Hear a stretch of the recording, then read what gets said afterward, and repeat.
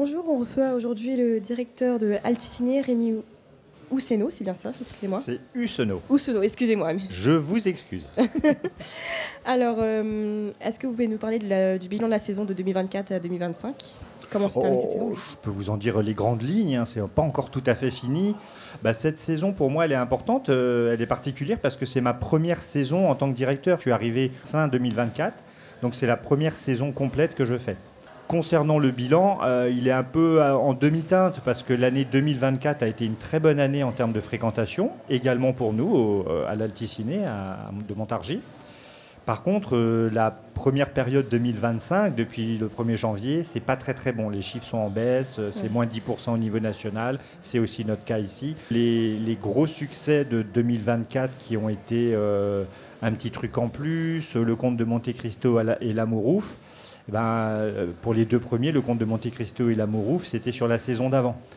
C'est vrai que sur cette période 2024-2025, on n'a pas eu de très très gros succès à part Vaiana et Lilo et Stitch.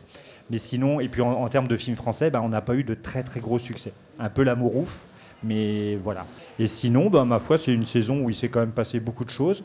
Moi, c'est vrai que je suis arrivé ici avec comme mission d'essayer de redynamiser un petit peu le cinéma, c'est d'ouvrir encore plus ses activités, les événements, créer des temps forts, organiser des soirées avec des débats, des invités. Donc, je me suis attelé à ça. Est-ce que les streamings vous impactent au niveau... les plateformes ? Ah, les plateformes ? Oui. J'ai envie de dire que non. Non, ça vous impacte Et pas. non, je pense que depuis tout temps, il y a toujours une concurrence au cinéma. Oui. Dans les années 50, quand la télévision a commencé à se développer, ça a été une très forte concurrence.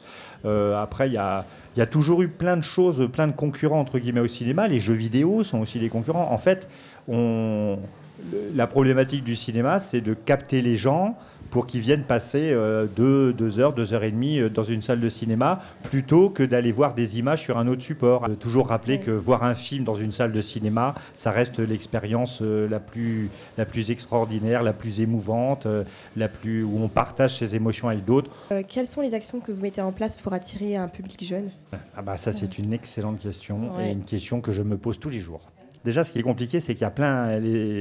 On est jeune à 6 ans, on est jeune à 10 ans, on est jeune à 15 ans, mais franchement, c'est pas du tout le même travail qu'on fait pour les tout petits, les enfants, les pré-ados et a fortiori les ados, voire les jeunes. Oui. Alors nous, on a déjà plein d'actions pour les enfants, vraiment, on va dire les moins de 10 ans, toute l'année, comme 1, 2, 3 ciné, ou sur l'été, le Little Film Festival, là qu'on démarre à partir de la semaine prochaine, avec également 1, 2, 3 ciné en vacances pendant l'été. Toutes les semaines, on a un film pour les tout petits. Et une semaine sur 2, on a des ateliers, soit des jeux, des ateliers de manipulation.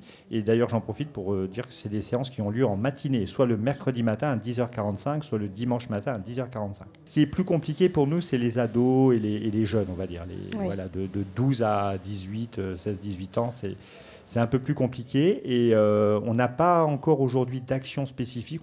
Mais on va essayer de créer des choses pour l'année prochaine. On va rebondir sur la saison prochaine. Oui. Qu'est-ce qu'on va faire ? On va essayer de faire plein de choses. Cette année, on avait lancé un ciné senior. Donc, c'est plutôt pour les personnes à la retraite. On va essayer de s'intéresser plus particulièrement, très spécifiquement, aux ados. L'idée, c'est que les jeunes adhèrent à un club. À partir de là, ça leur donne droit une fois par mois à un film qu'on choisit pour eux, qu'on a envie de leur faire découvrir à un tout petit tarif, pas cher du tout. Il y a plein de films qu'ils ne connaissent pas forcément, que les jeunes ne connaissent pas forcément, parce que c'est l'idée un peu de faire découvrir à des jeunes toute la diversité des films. Parce que des films, il y en a de plein de genres différents, pour toutes les sensibilités. Et des fois, on découvre des choses auxquelles on ne s'attendait pas. Peut-être c'est l'occasion de découvrir des films auxquels on n'aurait pas pensé. J'aimerais vous poser une question Oui, je vous en prie. Un peu personnelle. Ah, oula. Quel film vous a donné envie de travailler dans un cinéma ? Je dirais que le premier film que j'ai eu, ça a été un choc émotif. Alors je crois, de mémoire, je n'ai pas beaucoup de souvenirs de ma petite enfance, mais je crois que c'est Blanche-Neige et les 7 nains. Après, je dirais que je pense qu'il y a un film qui m'a beaucoup marqué, c'est King Kong. Il y a quelques films comme ça qui ont marqué mon enfance et qui ont fait que, depuis tout petit, j'avais envie de travailler dans le monde du cinéma. Vous faites des diffusions d'opéra, de culture d'opéra ? Mais oui, on fait, parce que c'est vrai que la salle de cinéma, depuis quelques années, elle s'ouvre à d'autres spectacles ou événements autres que le cinéma. Alors, Il y a tout ce qui est du champ culturel, les opéras, mais également des pièces de théâtre. Voilà, il y a principalement ça. Et on essaiera de le faire dès l'année prochaine, par exemple justement des jeux vidéo, des compétitions. Je sais que ça se fait et que ça peut attirer beaucoup de monde. La tête de votre équipe? La tête de mon équipe? Non, la taille de votre équipe. Ah, la taille! Oh, m'a fait peur! La tête. Parce qu'ils en ont plein de têtes. Hein. Il y a des jeunes, des vieux, des garçons, des filles, enfin bref. On est 9 personnes actuellement au cinéma. D'accord. Tout confondu. Parce que vous voyez l'organisation des séances. Oui. Pour que ça se mette en place, il y a toute une partie de préparation administrative, de choisir les films. Puis après, il faut faire des factures, il faut faire plein de choses administratives. Donc Oui. il y a moi et une autre personne. On est principalement dans des bureaux. Après, il y a 3 personnes qui se relaient pour toute la partie technique. Il faut toujours être présent, il faut toujours qu'il y ait un technicien qui soit là pour parer à un imprévu, à un problème technique, savoir quoi faire. La personne qui contrôle votre billet et tout ça, c'est son vrai métier, son vrai poste, c'est d'être projectionniste, en fait, d'être dans la technique. Avez-vous des choses à rajouter? Oh, mais j'en aurais plein. Je pourrais passer des heures à parler du cinéma, et a fortiori de moi, évidemment. C'est vrai qu'on est dans des métiers passion. Je pense que c'est le cas pour la plupart des membres de l'équipe. Oui. Être dans un cinéma, c'est quand même très particulier. Parce qu'à part moi, qui ai des horaires de bureau, mes collègues, ils travaillent le soir, les week-ends, les vacances, les jours fériés. On est décalé du reste de l'humanité, enfin de la plupart des autres personnes qui travaillent. Et c'est des rythmes très particuliers. Donc souvent, pour le supporter sur le long terme, en tout cas, sur plusieurs années. Et je pense que c'est compensé par un plaisir de partager les films, de sentir le plaisir des gens qui viennent, quand ils viennent au cinéma, ils viennent passer un bon moment, ils viennent passer... C'est un moment de joie et de plaisir, et surtout le fait de partager ça avec d'autres spectateurs. Sous réserve que ces personnes ne se contentent pas de mâchouiller du popcorn pendant tout le film, d'être sur leur téléphone portable, d'être là en tant que spectateur à regarder le film avec respect et attention, respect pour le film, mais respect pour les autres spectateurs. Là aussi, il y aurait beaucoup à dire. Alors, vous êtes situé où? Parce que du coup, on n'a pas parlé... C'est à moi où j'habite personnellement? Non, pas vous. Ah, mais il fait le peur. cinéma. Ah, le cinéma. Le cinéma est situé sur Montargis. Donc D'accord. Montargis étant une de villes de l'agglomération montargeoise qui comprend 10 communes. Donc on n'est pas tout à fait en cœur de ville, mais on est quand même dans le centre-ville. C'était d'ailleurs un des choix du fondateur. Il voulait absolument être dans la ville. Il ne voulait pas qu'on soit en périphérie, parce que comme on est un multiplex, un gros cinéma avec 9 salles, on vend de la confiserie, enfin bref. Nous, on a la chance d'avoir un parking à proximité, et donc d'avoir pu rester quand même en cœur de ville. On est 9 rue du Port, très exactement, parce que vous voulez savoir exactement notre adresse. Voilà. Le long du canal, voilà.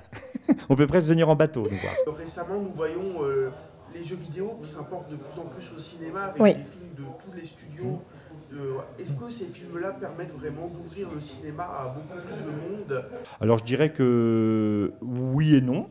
Oui, parce que de toute façon, tous les sujets de tout nouveau sujet dans le monde du cinéma, donc les jeux vidéo par exemple, l'adaptation de jeux vidéo, forcément ça va attirer des spectateurs en plus. Après, est-ce que on a forcément des spectateurs des jeux vidéo qui viennent les voir? C'est pas gagné. Donc c'est pas parce que les jeux vidéo attirent beaucoup de monde que forcément l'adaptation de jeux vidéo va attirer du monde ou d'autres spectateurs.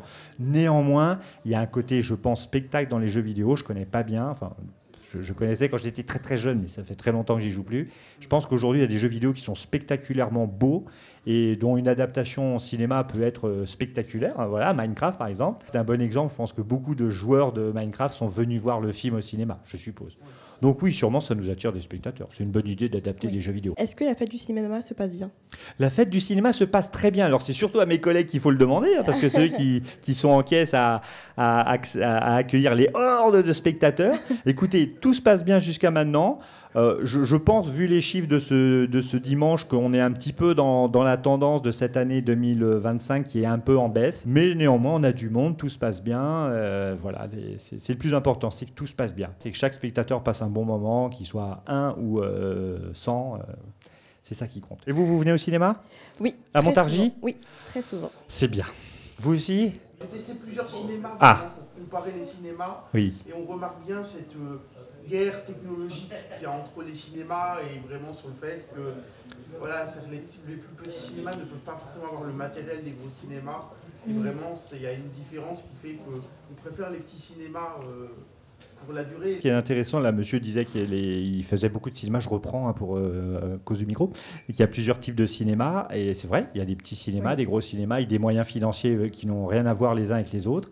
Il y a quand même des systèmes de soutien financier pour toutes les salles de cinéma, donc même les petits cinémas sont quand même, la plupart du temps, pas trop mal équipés. Ce qui est assez amusant, c'est que les salles des cinémas sont totalement à l'image des films. Il y a une grande diversité de salles de cinéma. Il y a des petits cinémas, des gros cinémas, des cinémas à essai, des cinémas culturels, des cinémas purement commerciaux, des cinémas où on a plus l'impression qu'on va manger du popcorn et de la confiserie que voir un film. Mais c'est toute cette diversité des cinémas, qui font aussi la richesse des salles de cinéma et qui est à l'image, me semble-t-il, des films qui sont très diversifiés.